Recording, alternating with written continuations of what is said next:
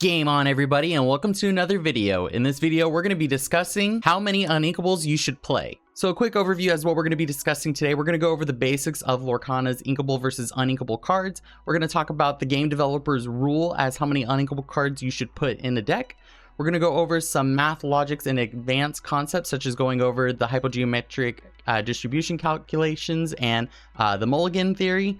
And we're going to also provide a sample list, showcase some tests and simulations that I did with a program that I made, and how we can improve some of our test examples or in sample list. Let's get started. So a few people might be familiar with this if you checked out my previous video regarding deck building, but when we talk about uninkable cards, so in Lorcana we have a hexagon with a flourish pattern around it, and that represents that the card is inkable, and if it's not present, that means that it is uninkable. And uninkables can provide utility and tech choices, and typically can be more powerful cards. So when they are uninkable, they are designed that way to be basically if they're uninkable, they that's their trade-off of making a really good card in some scenarios. And the ratios may vary depending on the deck win condition. So if it's core to your strategy, you might max out on a specific card even though it's uninkable. But if you want more information on that, I strongly suggest you check out my deck building theory. But we're going to go ahead and continue here. So what do the developers actually say when it comes to building a deck? So this is from the first chapter's player guide, and from this little portion that's highlighted here, we're going to go over to the next slide. It says finding the right proportion of cards that can be used for ink will help ensure you'll be able to put a card into your inkwell each turn. Aim to keep the number of cards without ink under 16. Including fewer than 16 will help make your deck even more consistent. And here are some examples that I'll go ahead and showcase to you here. Within the starter decks themselves, these are the ratios of uninkable cards that were present per starter deck. So in the player guide itself, it's saying that no more than 25% of your cards in your deck should be uninkable, meaning a no more than 15 to 60 or a 1 to 4 ratio. And you can see that's also present within these starter decks, is why I kind of went ahead and did this infographic here for you guys. We can see here that it's consistent with the under the 16 count per deck. So you might actually think that's our answer, but that's not actually the case. So I strongly advise you to keep watching through this video to find out the true answer. So keeping that all in mind, what we have here is the hypogeometric distribution. Viewers of the channel would know or maybe even recognize this from my previous video, but what we have here is basically if we are disregarding the mulligan and we are playing a specific amount of uninkables in our deck, we can expect to see this specific following consistency percentage of inkable cards that we open within our hand. What we have is the slope line as well, where they intersect, where it kind of reaches the point of diminishing returns, and the probability of opening consistently one uninkable if in our opening hand is at the 9 mark, whereas like the probability of opening about 2 reaches about our 47% line mark. And what this entails is basically that the ideal range for newer players and starting off beginning players is probably somewhere keeping it around 9 to 13 ink. So then that way you can feel like a consistency of always trying to play a game or a match versus your opponent. But that's still not the answer. We're going to go super in depth with this theory. And if you guys also want to ever see these graphs and charts and images in the full, you can go ahead and join my Discord channel to see the full preview. Also, as a real quick, I'm just going to go ahead and move out of the way so you guys can get a good view of it. We're going to go ahead and proceed, but feel free to pause at any moment. And if you're on mobile, you can zoom in. So some advanced concepts when it does come to deck building. Not every deck has the same rules because there are aggro decks, mid-range decks, and control decks. So we need to basically identify the deck's peak ink cost and average ink cost to help us identify what kind of deck we are playing. So our early game decks will of course be from that 0 to 2 ink cost range, where they include very low cost and make a very strong impact in the beginning of the game. We have the mid game cost inks where they're heavy in the 3-4 slots, where they typically are always on curve, playing super consistently, making that strong impactful impact to versus the aggro players, and also versus through the end game control players. And then we have the late game where they cost 5+ ink, where you typically the player will try to drag out the game closer towards the end and close out the game when we reach towards that tipping point. I was trying to find this reference where I first heard that you shouldn't really have no more than 2 inkables in your starting hand. I swore I heard it from one of the developers' videos of some sort, or maybe I saw it in an interview. But while trying to look into it, I actually found something that was really insightful that really helped me with this video. So I wanted to go ahead and give a quick shout out. This is Frank Karsten. So I had stumbled upon one of his articles on TCG Player because while I was trying to research where I heard this 2 cards in your opening hand of non-inkables per starting hand, I couldn't find it, but I swore there was a developer video. But if you guys can find it and send it to me, I'd greatly appreciate it. But I wanted to give a huge special shout out to Frank here, because he was able to basically kind of find the same wavelengths that I was doing. Just trying to find that special research as well, of like seeing what the community basically thought. And this person had basically made a program, and I'll go ahead and touch really quickly brief on it. But I strongly advise that you guys read that article and check it out. It was a fantastic read. But the necessary takeaways that I was able to gather for this video is that he created a Python program to simulate ratios and a mulligan to test consistency. And then he was also able, through programming, like how I typically like to do, is find the suggestions of how many uninkables you can play depending on the ink curve. And like I mentioned, I made my own program as well that I'll go over. And I really enjoyed his mulligan logic, which is presented here. If you guys want to go ahead and read through yourself, it's a lot to read through. But I wanted to go ahead and get back into my video. But I strongly suggest you read through his article. It was fantastic, and it could even give you some additional insight or a different perspective. Within the article, he created this Python program. And within this program, he basically simulated the logic behind Magic the Gathering on how many lands you should play, and formatted it in a way that would work best for Lorcana. His goal was to hit a theoretical 98% success rate by having X amount of ink by turn X while on the play, meaning going first. And here's the charts plotted that I was able to simulate and run based off his code. And it actually showcased, as an example, if your ink curve was at 7, you can get away with playing about 18 uninkables in your deck, provided you mulligan efficiently. But if your ink curve is as low as 3, you can theoretically play up 30 or even more to get that 98% consistency. I stopped around the 4 ink mark because it started going way like marginally different. So as an example, if you wanted to hit your ink curve at 4, you could theoretically play 29. But I wanted to dig a little bit deeper into that, because we'll eventually get to the final answer, but I wanted to showcase to you the theoretical trend line as to what the Python program that he created, and with all the simulations, and that's the numbers that he was able to find with the specific ratio. And the whole goal was to reach a 98% consistency. So how does this concept actually work in practice? Well, right here what we have is a real world scenario of Zan Syed, where he went 7-0 after day 1 at an 8K tournament, and he was playing 21 uninkables, which was a super controversial take on the deck itself,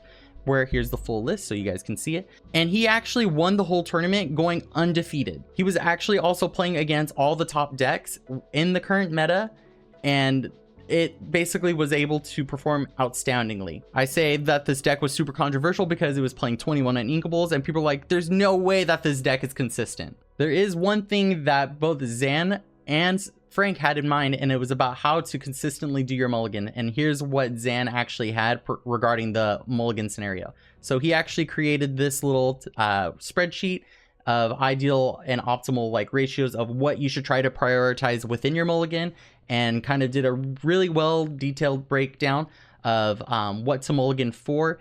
And if you actually look back into the deck, you'll see that the ink peak curve is at 5. That's including the shift characters, because if we were to look at Cinderella Stout-Hearted, she can shift for 5, meaning that even though she's playable at 7, theoretically she could be played on turn 5. So this is actually where my program comes in. So what we have here is I went through many different versions, and for version 1, my goal was to simulate the initial hand, the hand after the Mulligan strategy, and after turn 5, the ink curve, and basically showcase if we had enough inkable cards to put in our inkwell to consider it a success. Some issues that I had though was that it was very basic and does not completely simulate a real game scenario. It just sees if it reaches that specific amount of inkable cards in our hand to be put into the inkwell. I improved it and added more onto it. So then for me, I like to make things a little bit more fun. I added more emojis to quickly identify the different sections of the print code. And I was able to show cards that were put into play and cards that were added into the ink based off the tier and rank that Zan had put. using his deck list and ideal what we're inking versus what we're playing. But this still, of course, still had some issues. It shows more information, but fails to simulate more card effects and also simulate optimal player choices. In version 3, that's actually when I tried to mimic as much as possible the logic of ranking each card and then deciding if they go into the inkwell versus in play, and also try to limit the duplicates that were put into play to have a board variety. And I also added the logic to simulate Ariel Spectacular Singer, so then that way we can also add an additional card from our deck to our hand if it was a song. I had a little bug with this where it was skipping the turns prioritizing ink versus play count, but the logic was still showing that it was successful or not. And then so here we are, my current version, where I just wanted to go ahead and make this video because it's been a lot of time in the works. So I fixed some of the program logic and some of the flags were improved upon.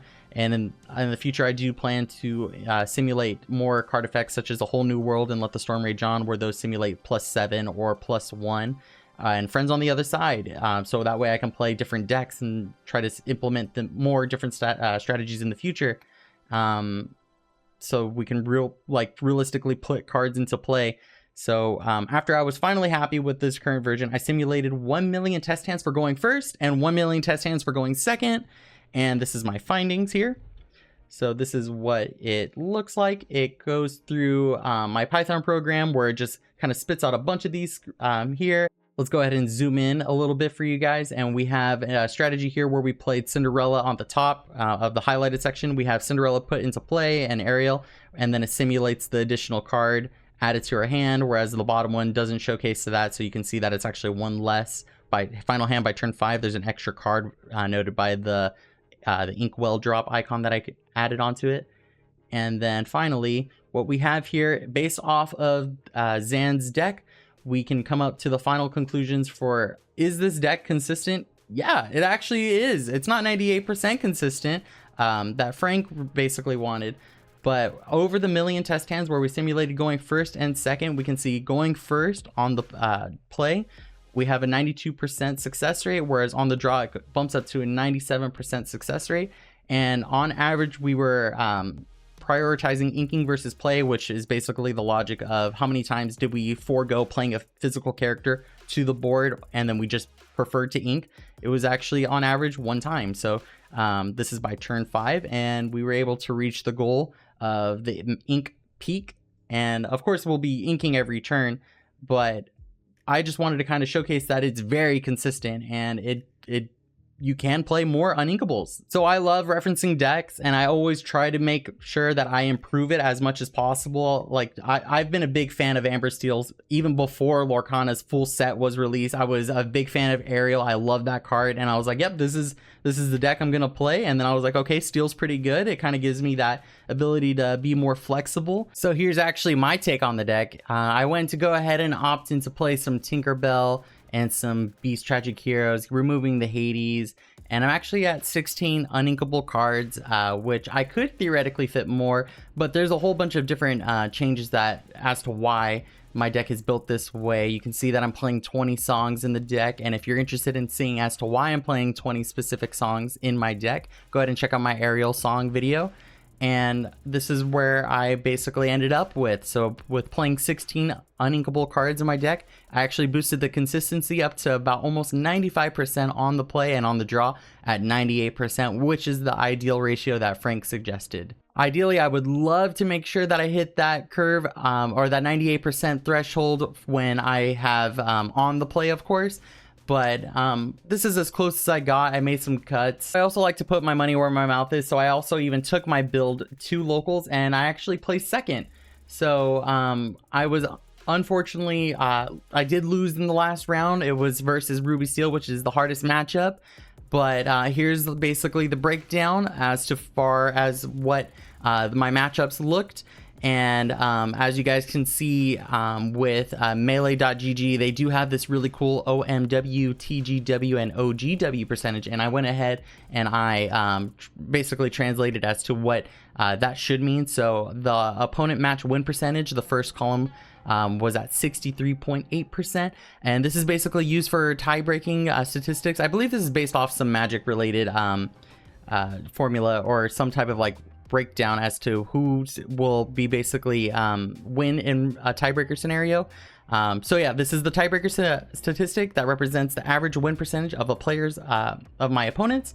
It's typically used to gauge the strength of the opponents a player has faced. So the higher the percentage, the harder the opponents were, essentially.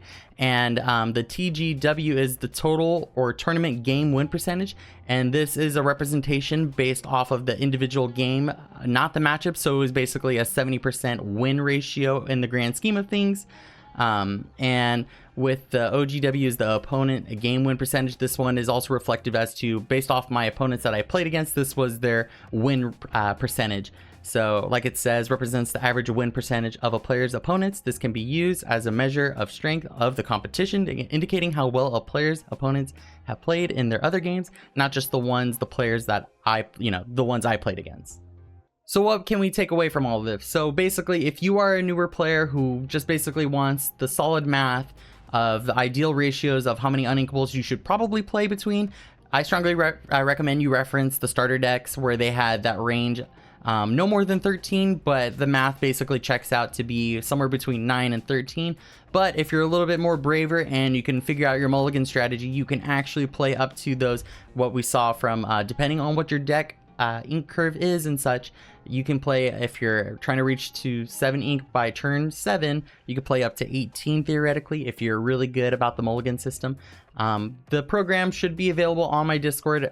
First, I'm making it all available to my Patreons, so if you guys want to go ahead and support me there, I greatly appreciate it. It should be also available to all my YouTube channel members and Twitch subscribers. And again, just feel free to visit me on my Discord. Let me know what you guys have questions about, other improvements that you guys would like me to make, and I just greatly appreciate you guys taking an interest in clicking this video. So please consider leaving a like if you like the video, and subscribe for more content just like on topics such as this, and I'll see you guys in the next video. I'm out of here.